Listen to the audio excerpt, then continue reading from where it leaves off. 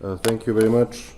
I would like to say that in my opinion the current situation in Montenegro is not imaginable in the 21st century, and some historical legal principles say that the church and the state are separated.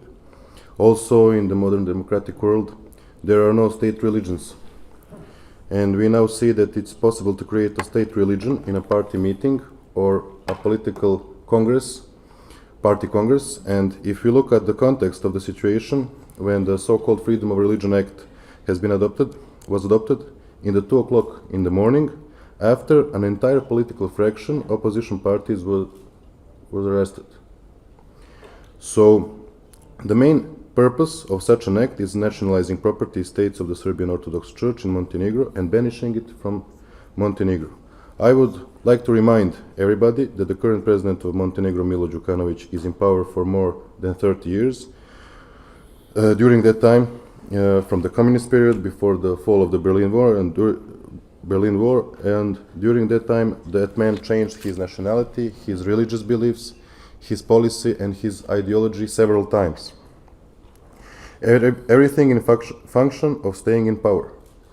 Also, he was charged with tobacco trafficking accusations by the Italian court in Bari, but never stood trial because of the diplomatic immunity he possesses. Can somebody imagine that the state of France adopts an act that would nationalize the Cathedral of Notre Dame and take it away from the Catholic Church?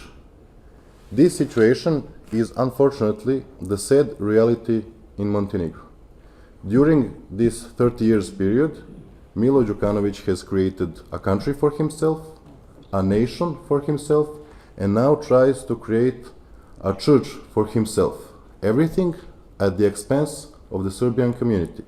My suggestion is that the Council of Europe should alarm the international community, the international public, because everything that is now happening in Montenegro is against the European Convention of Human Rights and against the Constitution of Montenegro. Thank you, distinguished colleagues. Today we are debating on organ transplant tourism. It looks like everybody has forgotten about the resolution 1782 from 2011, investigation about allegations of inhuman treatment of people and illicit trafficking in human organs in Kosovo and Metohija, and the Dick Marty report.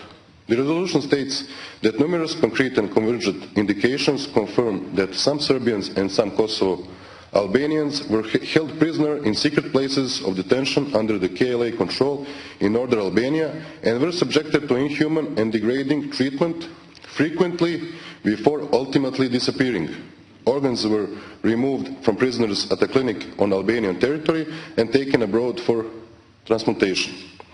And the person behind these crimes is ex-KLA leader and the current president of the so-called Republic of Kosovo, Hashim Thaçi. And this terrorist and war criminal is respected and accepted by the elite international community.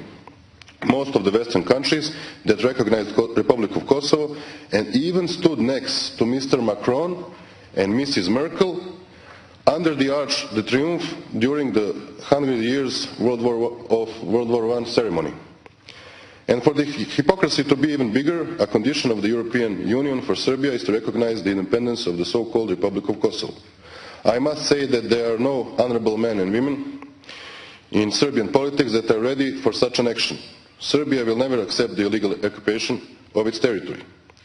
We insist that the European institutions, the European Union, the Council of Europe, every international institution, investigate and punish all responsible for organ trafficking in Kosovo and Metohija and stop supporting a terrorist state in the very heart of Europe. Thank you.